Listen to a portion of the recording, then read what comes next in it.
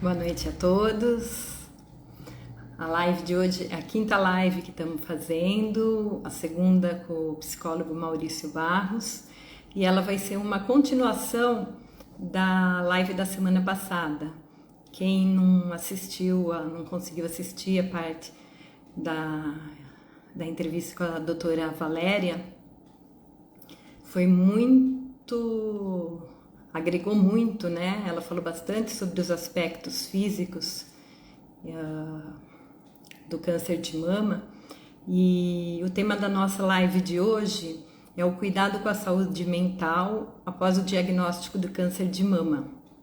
Então vai ser com o psicólogo Maurício Barros, ele já está por aí. Aguardando o Maurício. Agora sim. Agora Tudo bom? sim. Tudo bem? Satisfação em ter você novamente com a gente.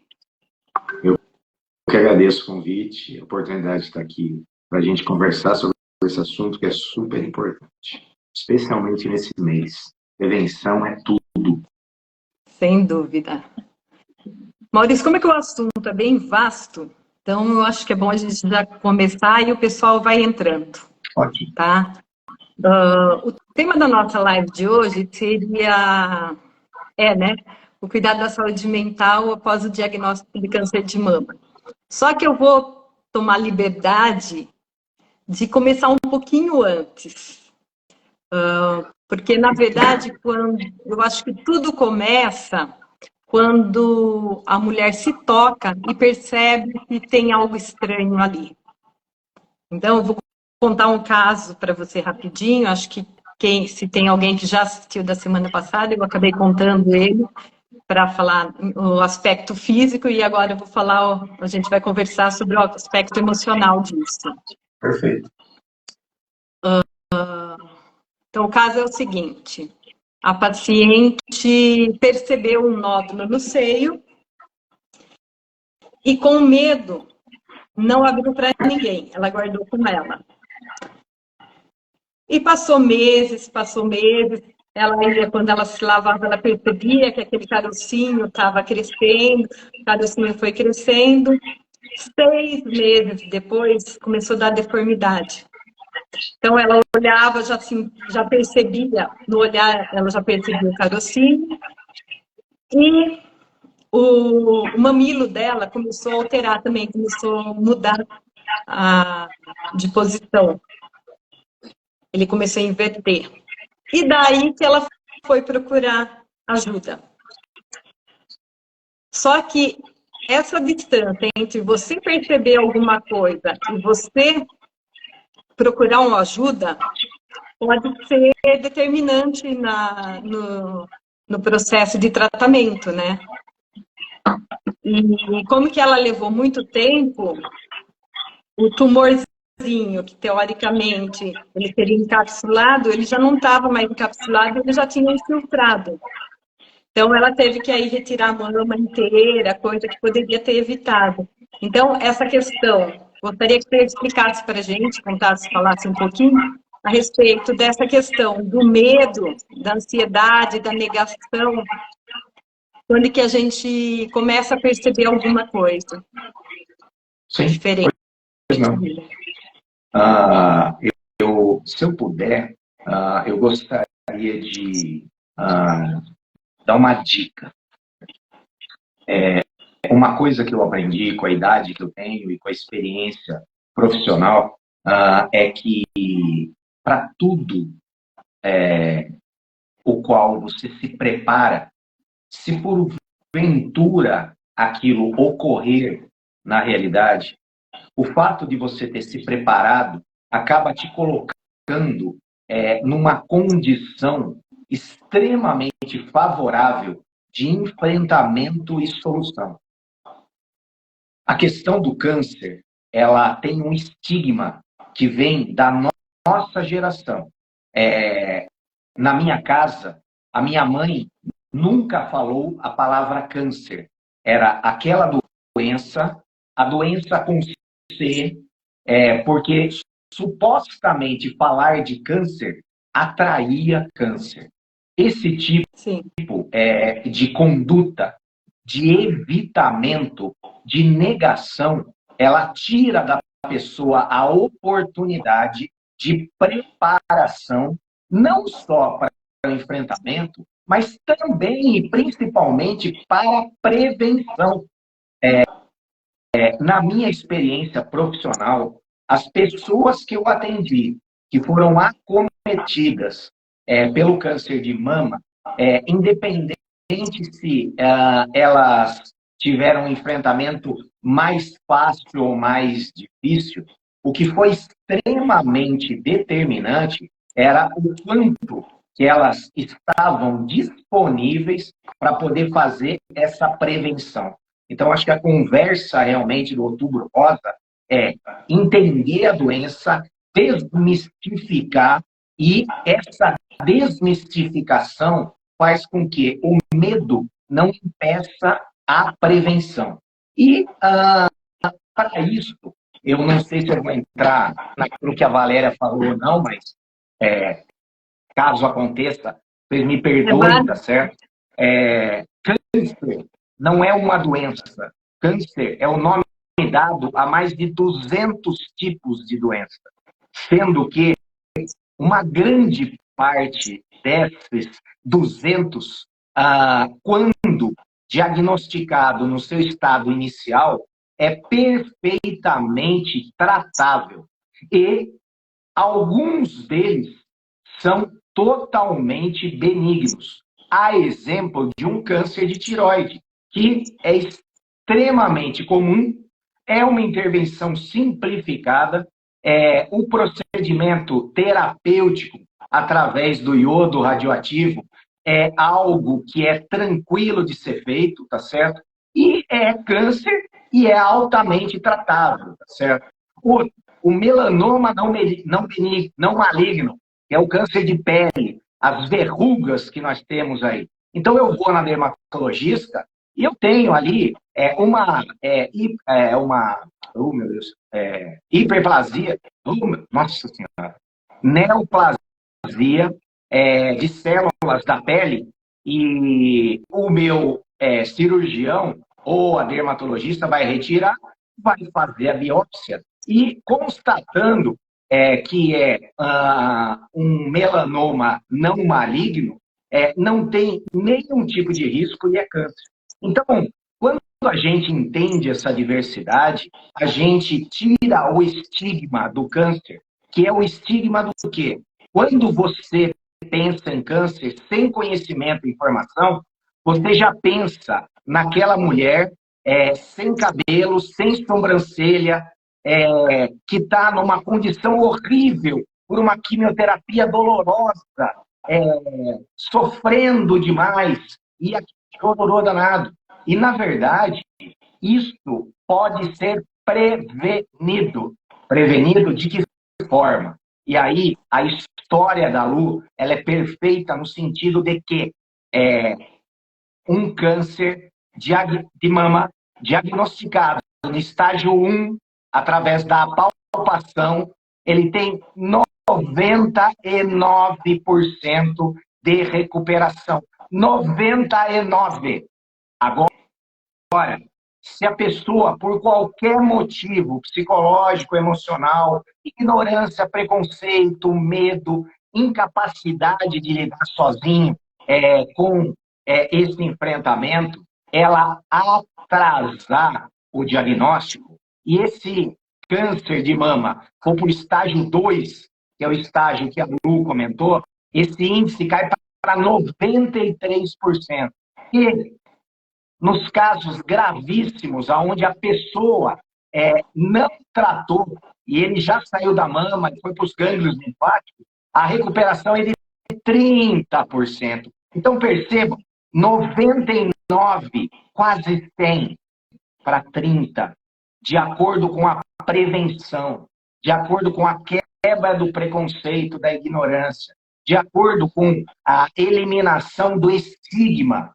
É uma doença tratável e quanto mais rápido eu iniciar o tratamento, mais rapidamente eu supero ela e sigo a minha vida, certo? Como tantas a gente acompanha. Tantas. Olha, eu eu nem sei a quantidade de pacientes que eu atendi que já entraram em tratamento, passaram pela remissão e hoje estão exclusivamente na observação. Desculpa me alongar aí, é que eu fico empolgado com essas coisas. Não, imagina. É que realmente, né, é o medo de receber esse diagnóstico que faz com que as pessoas não vão procurar, né? E às vezes, se você conversar com uma amiga, ter alguém para te pegar na mão falando, vamos, eu tô junto. Isso faz toda a diferença, né?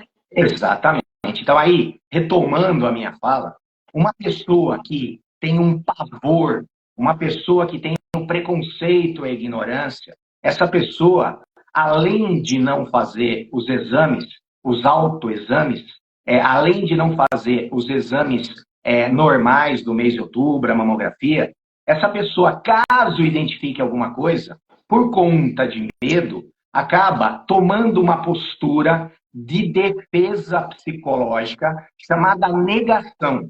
E a defesa negação, ela explicita a ausência de recursos pessoais para a pessoa enfrentar essa dificuldade.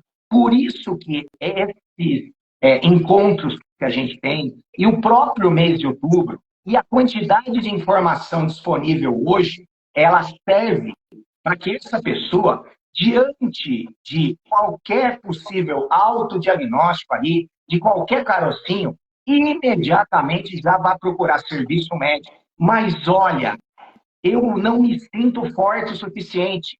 Humano, aceitável, mas eu não vou guardar para mim, porque as coisas não desaparecem quando a gente coloca embaixo do tapete. Pelo contrário, a tendência é o tapete explodir em algum momento. Então, o que eu faço?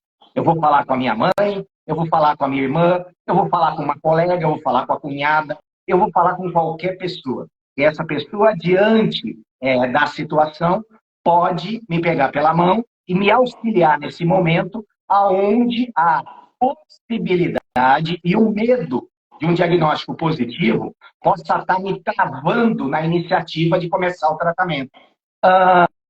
Nós costumamos utilizar uma frase muito difundida, que é assim, ó, não dê o peixe na boca dos outros, ensina a pescar.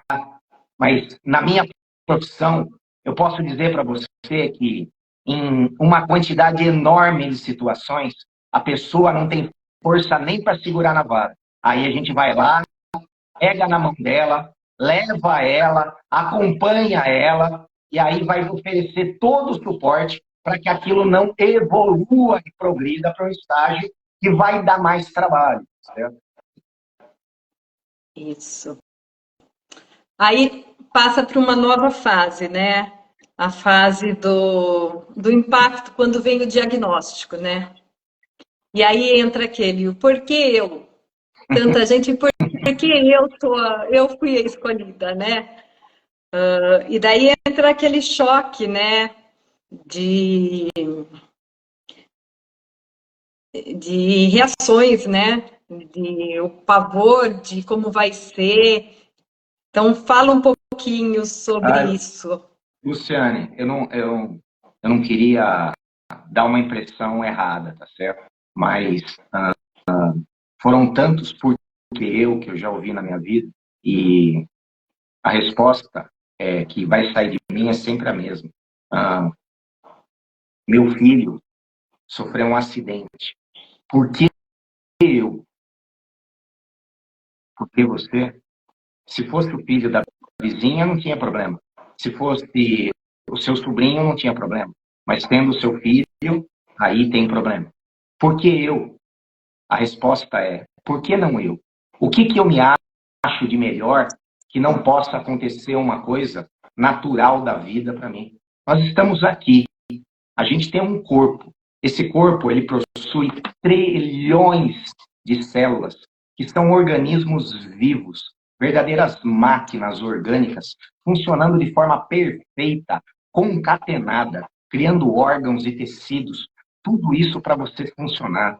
Você, Luciane, que está aí, você que está ouvindo, é um milagre. É um milagre. Somos milagres biológicos. E uma hora ou outra, uma célula, ela pode, a partir de uma instrução genética inadequada, por um fator interior, endógeno, ou exterior, exógeno, se multiplicar aleatoriamente. Esse motivo também pode ser psicológico, tá? Mas eu não vou falar agora, senão vai dar pano para manga. Mas, independente da causa, tá certo? Essa célula pode se multiplicar. E por que eu?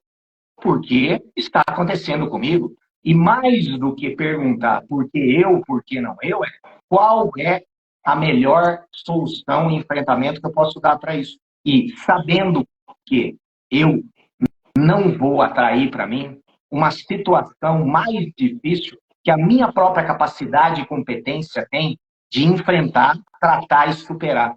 Essa é a natureza da nossa resiliência. Resiliência é uma competência humana que você tem, eu tenho e todos vocês que estão ouvindo têm. E a resiliência é a capacidade de enfrentamento, superação e depois da superação sair mais forte e mais evoluído posteriormente. Isso é da natureza intrínseca da mente humana, do emocional humano, da alma humana. Esse entendimento, ele elimina esse questionamento que não deixa de ser um questionamento um pouco imaturo, aonde centraliza, tá certo?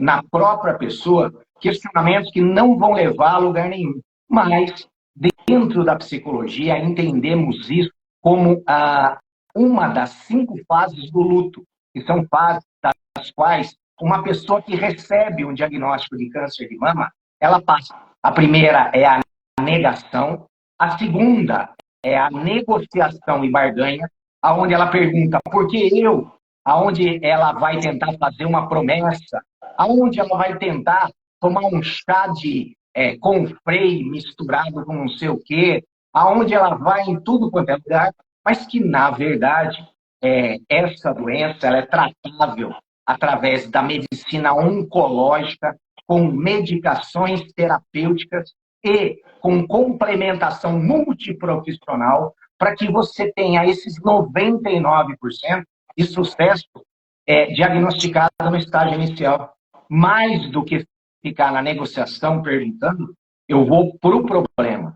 A terceira fase do luto é a fase da raiva, onde eu me revolto com Deus, me revolto com a vida, eu fico birrento, eu regrido para minha infância. Poxa, estou chateado, estou bravo, não merecia isso. A quarta fase é a introspecção. Eu me volto para dentro de mim e vejo o que essa situação pode trazer de melhoria, de evolução. O que ela vai me suscitar de competências e qualidades para enfrentar ela. E a última fase, que é a melhor de todas, é a aceitação, onde a gente aceita e vai se tratar confiando na medicina, confiando na farmacologia e também confiando em Deus, certo? Caso você tenha a sua religião. Porque isso tem um valor muito maior do que vocês imaginam. E essas fases, para passar da primeira até a última, é relativo de cada pessoa? De pessoa a pessoa, você pode patinar, você pode ir para a fase da raiva e depois voltar para a negação. Você pode estar na fase da introspecção, mas voltar para a fase da barganha, onde alguém chega para você e fala assim, nossa, eu ouvi falar que tem um sujeito que ele benze não sei aonde, e aí é só ele colocar. Então, assim, a negociação são tentativas de retirar magicamente ou me livrar de uma situação de possível perda. E a gente sabe que um problema ele não desaparece magicamente. Um problema ele é enfrentado com força, com fé e com paciência até eu superar ele. Certo?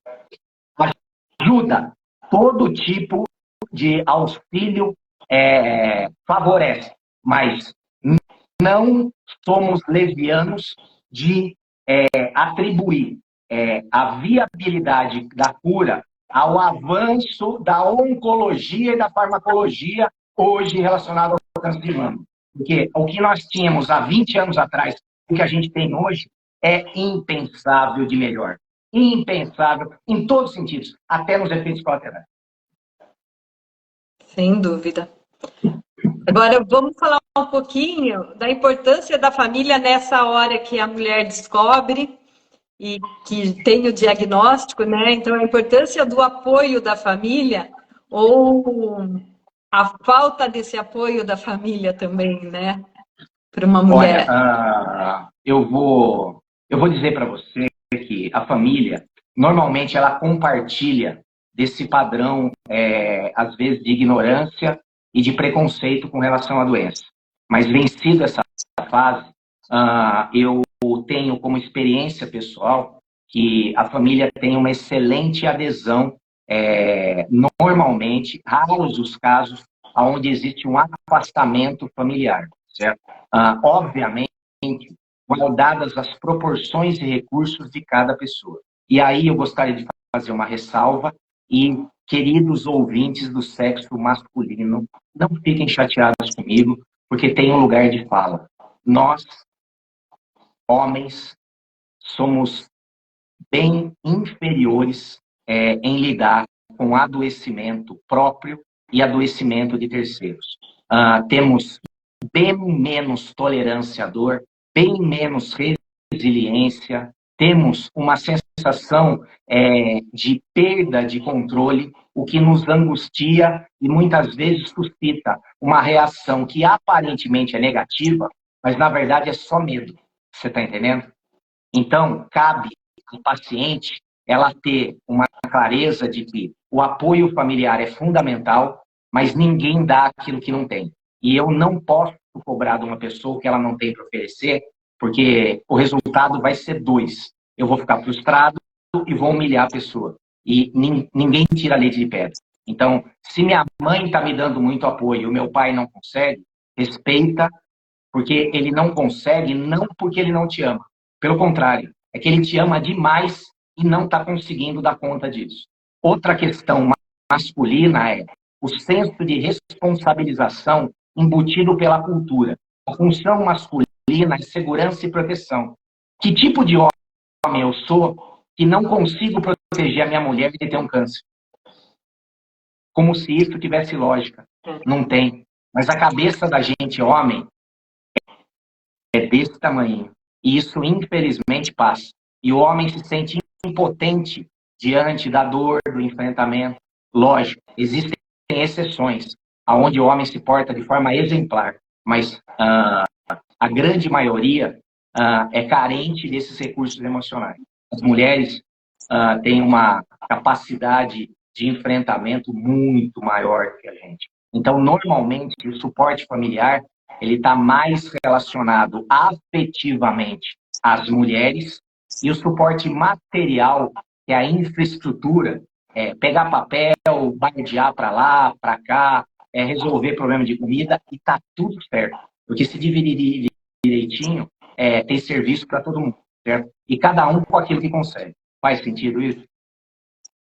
Total. E compreender essa dinâmica faz toda a diferença nessa hora, né, Maurício? Lógico. Que aí, de repente, fala assim, meu marido nem tá aí, ele nem me dá apoio e tal. Mas você entender que ele tem um limite e que ele não consegue é uma coisa, né?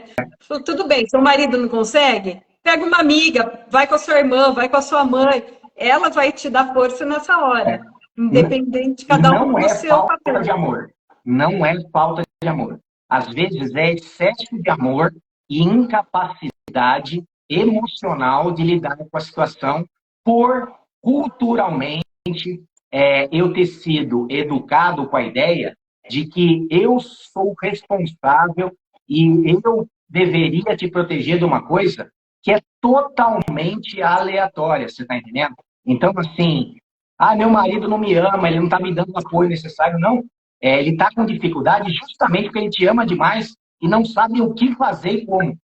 Mas a minha cunhada, ela consegue. A minha sogra, a minha irmã, e aí vai. Certo? Sim. E como lidar com a ansiedade e com a depressão nessa hora? Daí eu vou colocar duas questões importantes. Existem questões psíquicas, emocionais, da situação que diz respeito a um adoecimento e um enfrentamento de uma doença que tem cura, sim, que tem prevenção, sim. Porém, diagnóstico confirmado e início do tratamento é algo que as pessoas se impactam com o choque da notícia, porque guardam dentro de si aquelas imagens mais aterrorizantes, coisa que não necessariamente vai acontecer e, como eu disse, como a Valéria disse, no estágio inicial é totalmente tranquilo, tá certo? Daí o que a gente vê? A gente vê a pessoa diante desse diagnóstico estando com o seu sistema nervoso mais abalado por conta do choque.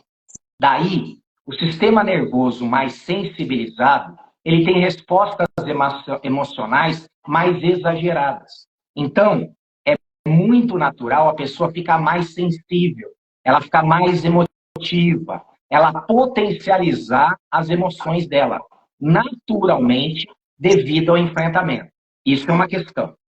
Fora isso, nós temos os recursos pessoais de cada um. Tem gente que é mais casca grossa.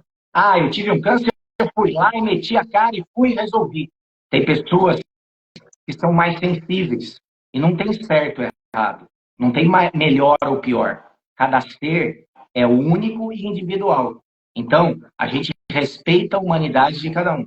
As pessoas que têm uma sensibilidade maior, normalmente vão ter uma resposta um pouco mais elevada, um pouco mais ostensiva, uma resposta emocional que aparentemente demonstra um desequilíbrio maior, tá certo? Isso, por si só, é só no enfrentamento. Fora isso, o que a gente tem? Um sistema nervoso, quando ele é altamente exigido, ele pode gerar um desequilíbrio em glândulas, como a hipófise e o hipotálamo, que são produtores dos neurotransmissores, levando a pessoa a um estado depressivo que não tem a ver com somente a tristeza, mas um desbalanceamento hormonal. Você está entendendo? Que pode estar relacionado a quê?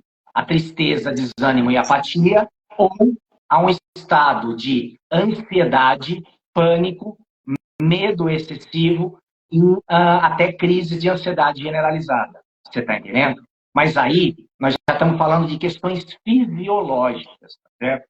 E nós temos em terceiro plano alguns efeitos colaterais da quimioterapia que podem sensibilizar o sistema nervoso e o psicológico, levando a mulher a esse estado mais delicado. Nesse estado, a autoobservação do estado emocional e daqueles que estão à volta dessa pessoa podem colocar como terapêutica complementar um acompanhamento psicológico por especialistas em oncologia, porque existe uma psicologia oncológica, todo o centro de oncologia tem psicólogo, eles são muito bons para isso, porque só tratam disso. Você pode ser indicada pelo oncologista para uma medicação de reequilíbrio dos seus hormônios, para que a ansiedade diminua, o medo diminua, ou a depressão e a apatia diminua, para melhorar o enfrentamento. E questões relacionadas ao sono, para ter um repouso recuperador e a pessoa conseguir estar forte, emocional, psiquicamente e do sistema nervoso para o enfrentamento do tratamento, certo? Aí entra também a alimentação, né? Nem falo. Aí, então, né? Aí o psicólogo palpiteiro aqui, tá certo? O tratamento oncológico, ele é multidisciplinar. Então, ele envolve o médico oncologista, o farmacêutico, pode ter a parte da psicologia, pode ter a psiquiatria no meio, você pode também solicitar um acompanhamento nutricional. O que nós temos de experiência baseado em pessoas que são especialistas, uma dieta de baixa acidez ou de menor pH favorece a não proliferação das células neoplásticas ou cancerosas. E isso vale, inclusive, para prevenção. Caso você seja uma pessoa interessada, você pode procurar em lugares confiáveis informações sobre uma dieta alcalina, com pH baixo, evitando alimentos de alta acidez. Isso vai lhe garantir uma saúde melhor e evita o aparecimento ou a proliferação de células cancerosas ou neoplásticas. Que alimentação é essa? Um exemplo que o próprio palestrante que eu assisti falou. Um saquinho de molho de tomate em sachê, ele tem uma quantidade de acidulante, de antioxidante gigantesca. Porque se você bater um tomate no liquidificador, colocar num copo de requeijão, com um plástico filme em cima, ele vai durar 2 dias na geladeira e vai ficar embolorado. E aquela porcaria daquele sachê dura 1 ano no supermercado. Então, imagina a quantidade de ácido. Esse ácido no nosso organismo, ele aumenta o pH. E quanto mais ácido o nosso organismo, maior é a inflamação, o processo inflamatório. Quanto maior o processo inflamatório e mais contínuo, maior é a incidência de células neoplásticas. Pelo amor de Deus. Se tiver alguém ouvindo isso, ele vai falar assim, o que esse psicólogo está falando essas coisas? Pessoal, eu estudei, eu não sou especialista, eu só estudei e estou dividindo com vocês. Estude e pergunte para o médico, certo? Eu sou só curioso isso, porque eu gosto de aprender coisas. E acho importante também. Então, assim, eu fui tirando da minha alimentação tudo aquilo que era ultraprocessado, tudo aquilo que tinha um teor altíssimo de conservante, acidulante, ácido, para que uma dieta mais alcalina. O que aconteceu? Meu organismo diminuiu as inflamações, diminuíram as dores, o inchaço, problemas intestinais, estomacais, enxaqueca, dor nas articulações. Eu tenho 54 anos. Eu estou mais para lá do que para cá. Ou eu cuido disso daqui, ou está mais com dor do que outra coisa. E esse entendimento e aprendizado de uma alimentação mais saudável, mais fresca, ela é extremamente importante para a nossa saúde e prevenção. Mas aí você pode trazer um nutricionista para falar, alguém aí, porque senão a turma vai falar que esse cara aí só acrescentando, refrigerante é um dos grandes vilões também, né? Que tem não adianta diet não, viu? É o primeiro a ser tirado. É zero, mas tem ácido pra caramba no seu estômago, no seu intestino. E aí nossa, mãe, tô sempre no intestino inflamado. O que será, né? Só coloco química lá dentro. Sem dúvida. A questão da meditação. Então, aí eu vou te trazer alguns estudos. Existe uma faculdade nos Estados Unidos, que é a Faculdade de Stanford. Ela é uma faculdade famosa por desenvolver estudos em psicologia vinculados a questões da subjetividade humana, do nosso interior, dos nossos sentimentos e pensamentos, e a influência disso na saúde. A Faculdade de Stanford, ela determinou que existe uma influência altíssima no psicológico para a forma com que o tratamento do câncer vai ser conduzido, melhor ou pior, com mais ou menos efeitos colaterais, com um índice de sucesso maior ou menor. Nos Estados Unidos, a meditação ela tem o nome de mindfulness. E mindfulness é o nome americano para meditação. A meditação ela tem como finalidade acalmar a sua mente, diminuindo a frequência cerebral e colocando o seu sistema nervoso num estado de autorregeneração e recuperação, que influencia todas as células do seu corpo. Afinal, o seu sistema nervoso ele é composto por encéfalo, medula espinhal, nervos e gânglios que levam sinais cerebrais a todas as partes do seu corpo. Ou seja, aonde tem órgão e tecido, tem neurônio. Se tem neurônio, existe uma influência da minha mente, do meu cérebro, sobre os meus órgãos. Então, atividades saudáveis para a mente e para o sistema nervoso beneficiam a saúde e funcionamento do órgão.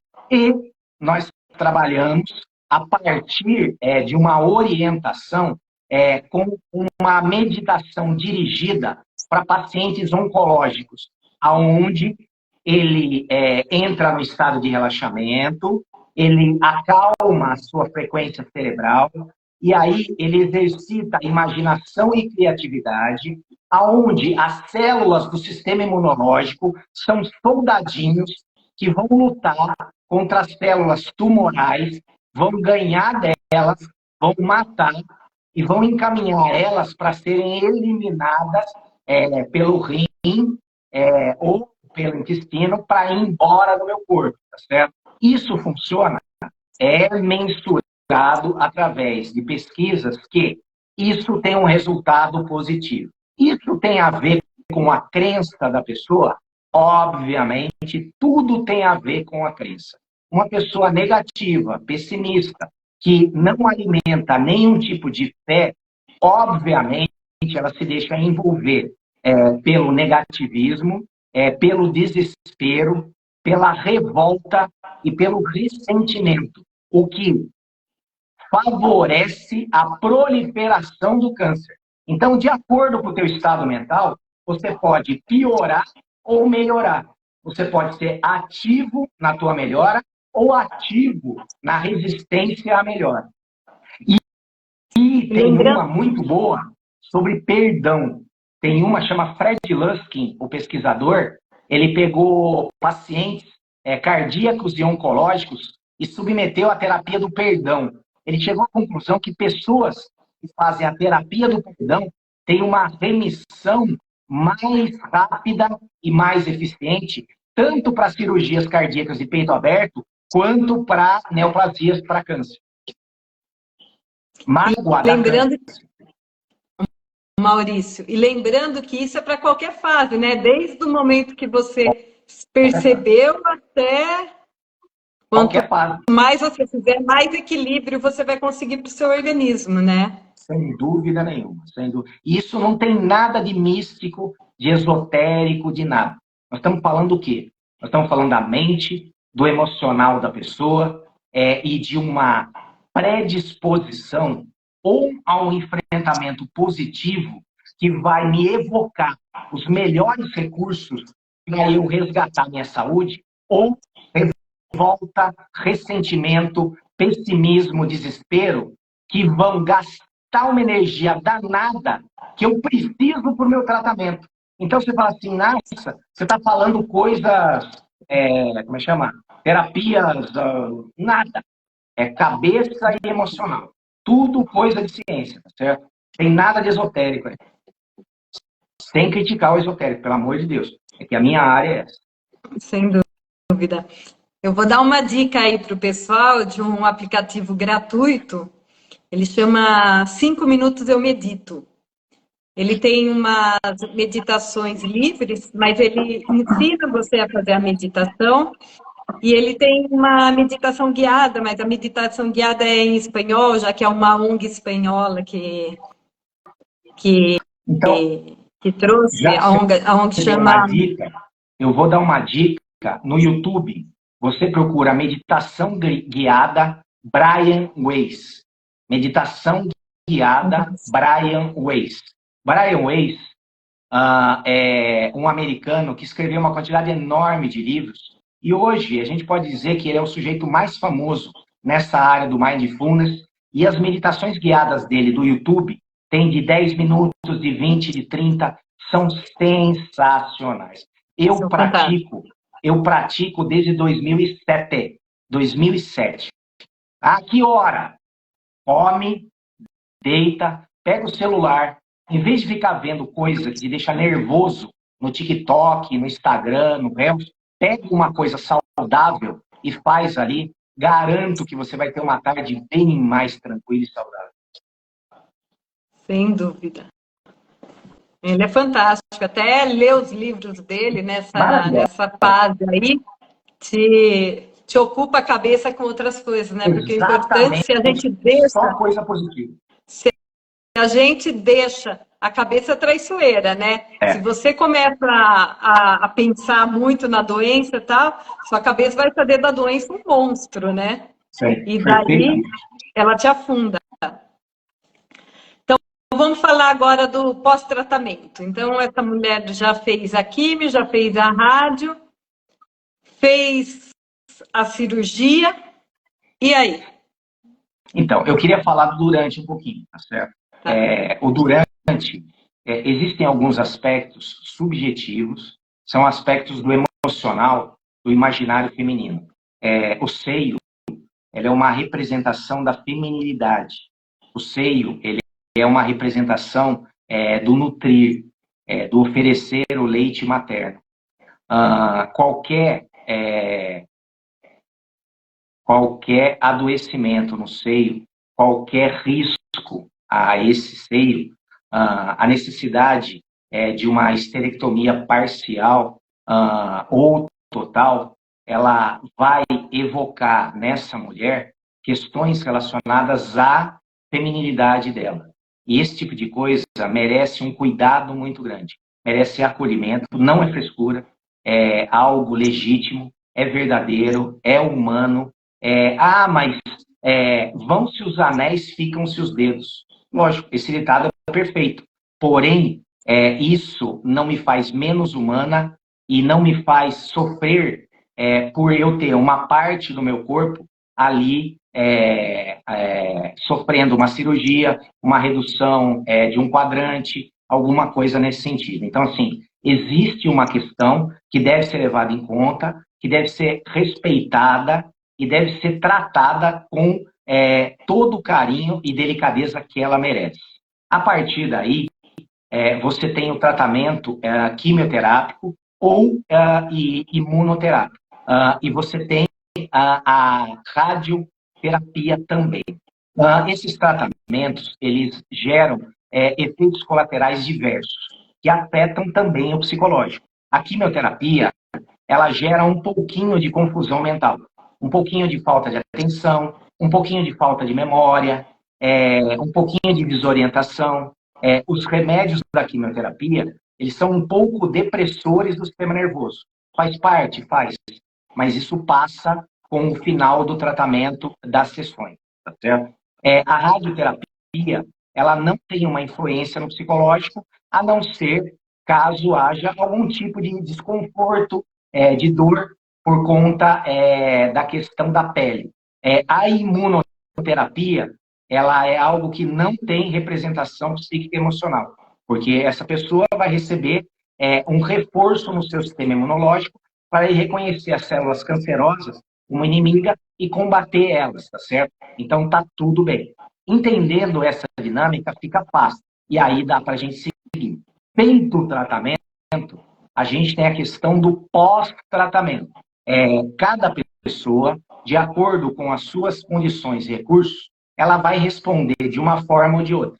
Algumas pessoas, elas podem responder através de uma vivência traumática, onde ela lembrando, indo no consultório, ou tendo algum tipo de contato com a doença, isso pode causar a lembrança dolorosa.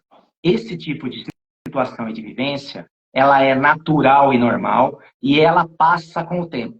Já tem de casos onde a pessoa, nos primeiros 6 meses de término do tratamento, ela não conseguia passar na rua da clínica da quimioterapia.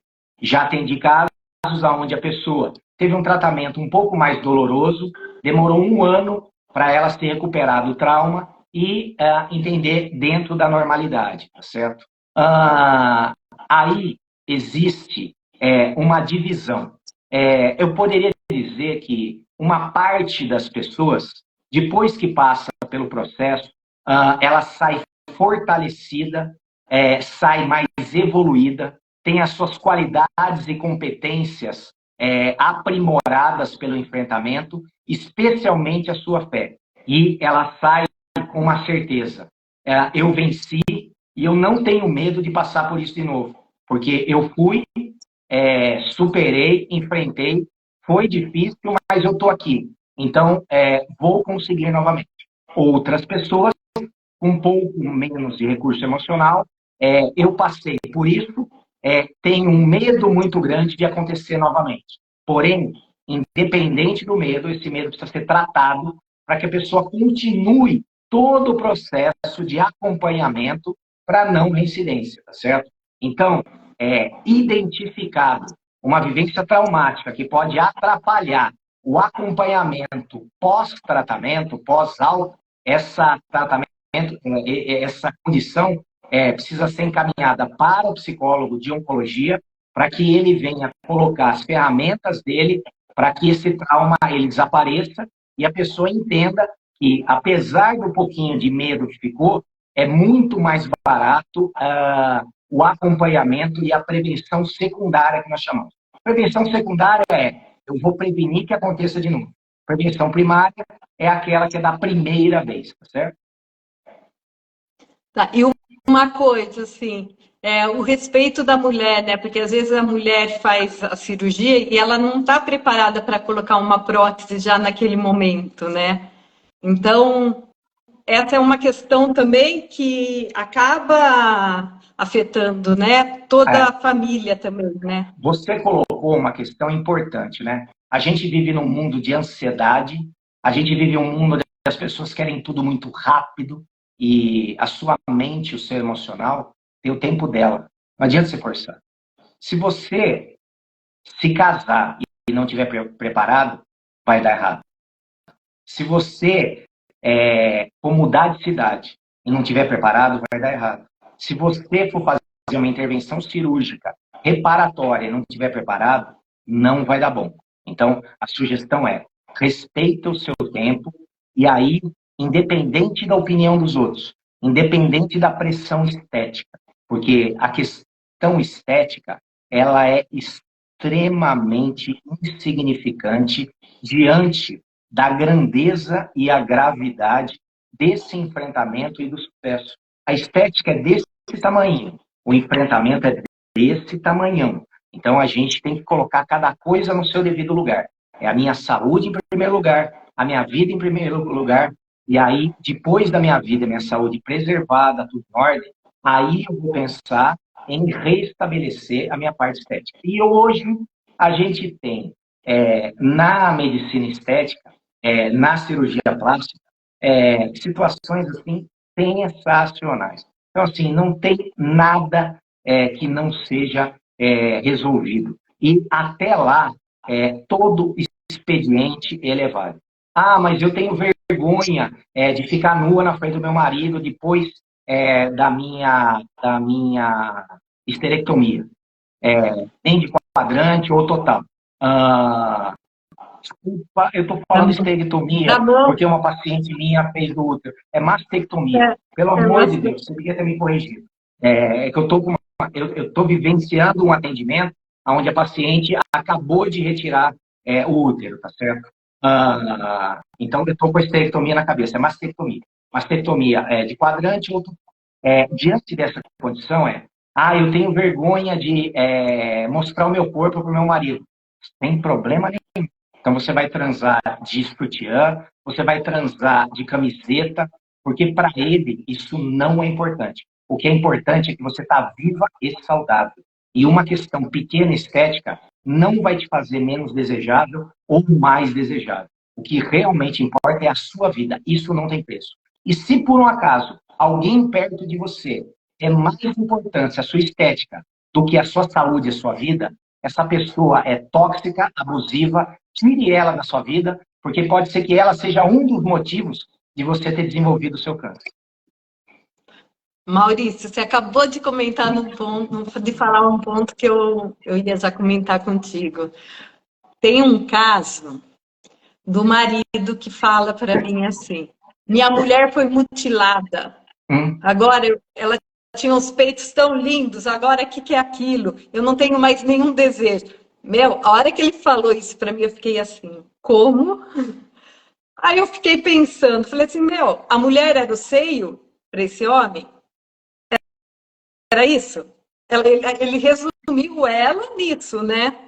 E aí você fala, que apoio psicológico um homem desse dá do lado de uma mulher num momento de tanta fragilidade, né? Então, eu te falei, ninguém dá aquilo que não tem. Ninguém é errado em ser ela mesma. Eu não julgo esse marido. E o que eu posso apontar é o seguinte: se essa mulher determinar que estar ao lado de um cara que acha mais importante o seio dela do que a vida e a saúde, esse cara não merece estar do lado dela. Ele que vá procurar um outro seio em algum lugar. Não uma pessoa. Sem dúvida. Com relação... Acho que essa questão da sexualidade, acho que ficou bem explicadinha, né? Tem mais alguma coisa que você gostaria de falar? A sexualidade existe, essa questão o feminino, não é que ela perde a libido, tá certo? Existem algumas resistências ao resgate de uma vida sexual saudável, por conta da questão do pudor, da vergonha e por conta da situação traumática vivida durante o tratamento. Isso tem que ser identificado pelo casal e tratado com muito carinho, muito respeito e muita paciência. Então, o resgate da intimidade sexual pós-tratamento, ou até durante o tratamento, é importante você respeitar os limites de cada um, e esse respeito, ele é a expressão mais forte de um amor legítimo e verdadeiro. Mas o homem tem as necessidades dele, mas ele não é bicho. Ele é humano, e como humano, ele vai respeitar a humanidade da sua esposa e vai entender o tempo dela, o momento dela, e ele vai fazer aquilo que é favorável para poder resgatar aquilo que é importante para o casal, na condição e do jeito que for mais confortável para ela. Porque a situação não é fácil, exige muita atenção, muito carinho, muita energia, e pressionar por conta de uma coisa que não é prioritário, prioridade é saúde, é vida, é algo que só piora a situação. E por isso é muito importante o diálogo, né, do casal. Aí que entra uma questão. A maior parte dos casais, vocês já me conhecem, né? O sujeito tem intimidade para ficar pelado na frente de um outro ser humano. Ele penetra fisicamente um ao outro. Então, eles têm o máximo de intimidade possível, mas não é capaz de um olhar no olho do outro e falar aquilo que quer, aquilo que não quer, quando quer e quando não quer. Eu acho isso de uma incongruência absurda. Como é que pode isso? Então, assim, a pessoa que tem uma relação sexual comigo é a pessoa que tem um máximo de intimidade, que já que ela se relaciona sexualmente comigo, ela vai se relacionar afetivamente comigo. E eu vou olhar no olho e falar assim, ainda não estou pronta. Me dá um tempo, estou me recuperando, estou me reafirmando, estou resgatando o meu desejo, a minha autoestima. Mas como é que eu fico?